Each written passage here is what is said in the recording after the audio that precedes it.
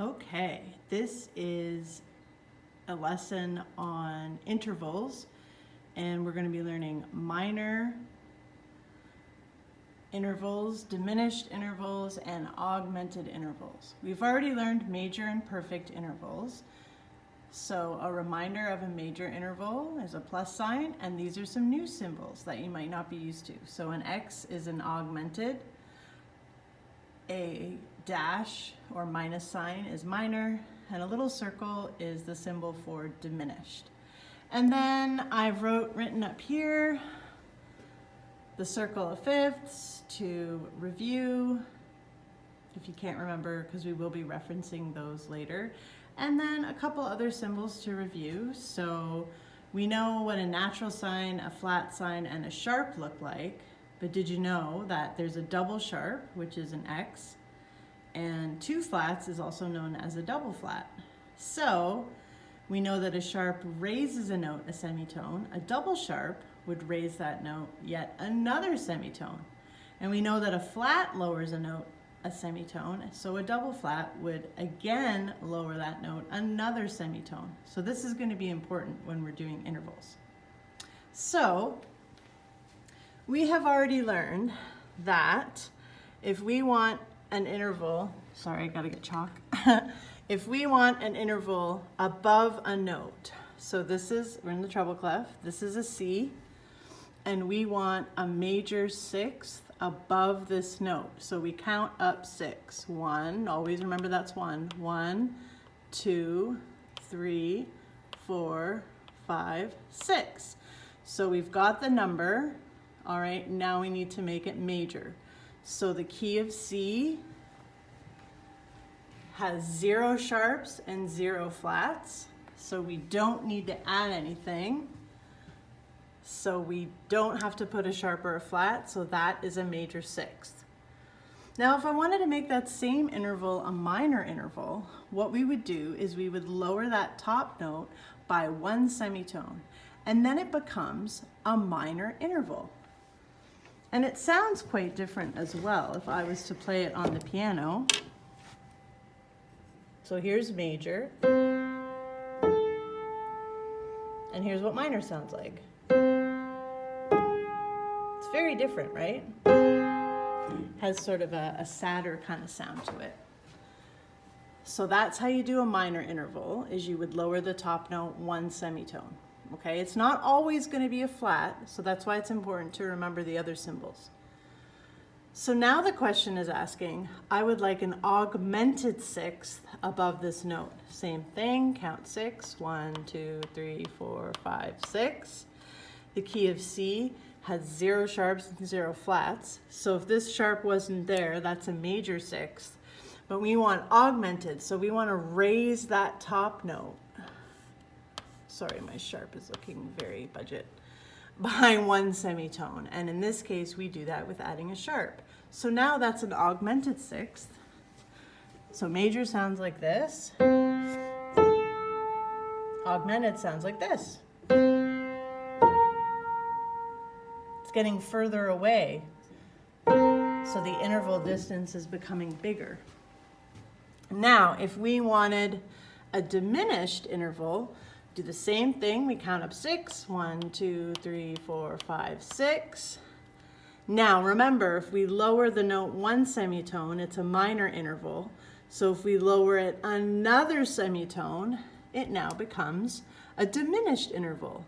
The distance between the note is getting smaller. It's diminishing. So it sounds like, so here's major, here's minor, diminished. Okay? So that's how we do it from a major interval. There's a slight alteration if we're starting on a perfect interval. So if we're doing a perfect fifth, 1, 2, 3, 4, 5, we land on G, we're in the treble clef. Okay, the key of C has 0 sharps and 0 flats. So we don't need to put an accidental on that G, so it's a perfect fifth. Now the question wants a diminished fifth. So if you compare the two, all we've done is we've lowered that top note one semitone. Well, when we did that here, it was a minor interval. But here's the difference. There are no perfect intervals that are minor. It does not exist, okay? So perfect 1, perfect 4th, perfect 5th, perfect 8th, you will never, ever, ever have a minor 8th or a minor 5th or a minor 4th, okay? It just does not work. Okay, I took a pause there for you to process that information. It's a very important rule. Then if we want to go augmented, it's the same. We're raising that top note by one semitone, and that now becomes an augmented 5th. Okay? Okay, so I have some practice questions that we'll do together. So this question wants a diminished 5th above this E flat. So we're going to count 5. 1, 2, 3, 4, 5. Okay, so right away you get half a mark just for getting the number correct.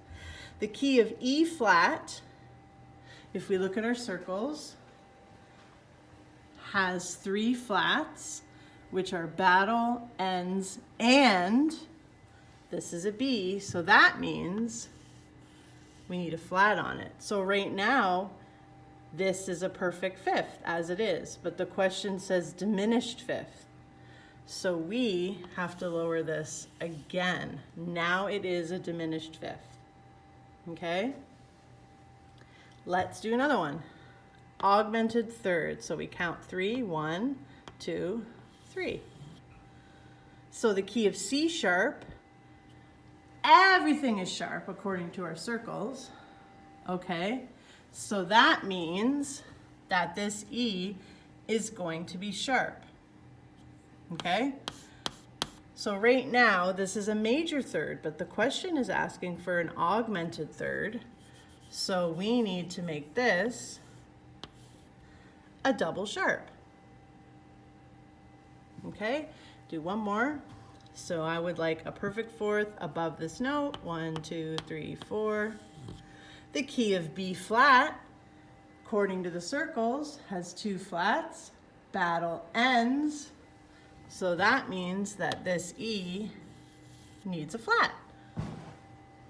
Everything's where it should be. That is a perfect 4th. So that's basically augmented, major, minor, and diminished intervals, writing them and identifying them. You might come across something in your questions that is confusing, and I will show you. So this question asks for a minor third above this note. So if we did count up 3, 1, 2, 3, just like we always do. Okay, this is an A sharp, the key signature of A sharp. Wait a second. Say flat. Just regular A. There's no A sharp on these circles. Miss Grant, what are you talking about? Well, this is called the cover-up method, and you might experience this in some of your questions. So what we have to do is we have to alter that bottom note, and then we'll put it back to the way it was after. We figure out what interval it is first. So what we're gonna do is we're gonna go over here and we're gonna pretend that that A sharp is just a plain old A. All right, so normally a plain old A would have 3 sharps. Father Charles goes. So this would be a major third, right? But we don't want a major third.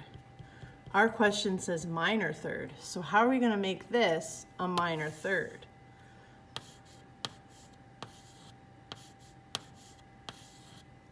There. Now it's a minor third. Remember though, we lowered this from the beginning. So now we have to put it back to where it was. So if we're gonna alter that note, we need to alter the top note. So the answer is a minor third above A sharp is C sharp. Cover-up method.